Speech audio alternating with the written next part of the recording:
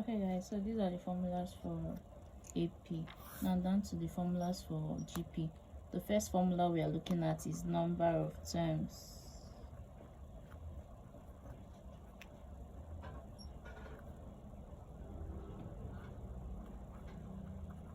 For GP, for the number of terms, often denoted as U subscript n, is equal to A, which is the first term,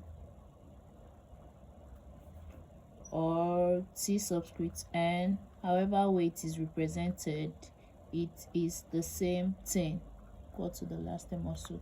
Here the A is still the first term, but the R here is the common ratio.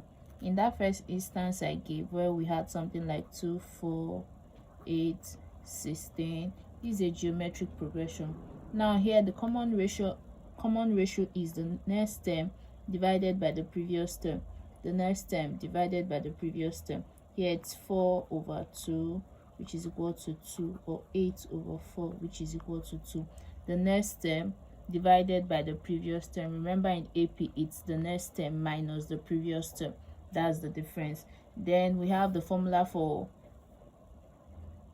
the sum of terms.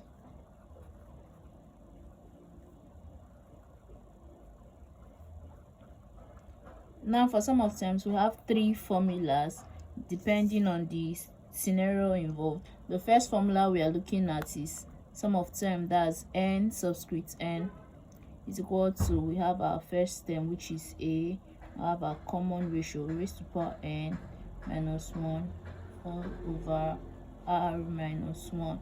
Now this formula is applicable in cases where r is greater than 1, r, which is our common ratio.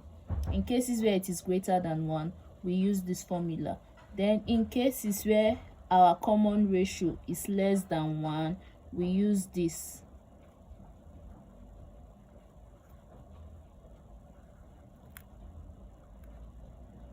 Now take note of the difference. In this formula, we use it when our common ratio is less than 1. Then the last formula we're looking at is the sum to infinity. Sum to infinity. Now the formula for sum to infinity is S subscript n is equal to A 1 minus our common ratio, which is R. Now these are the formulas for geometric progression. Let's look at examples to better understand these formulas.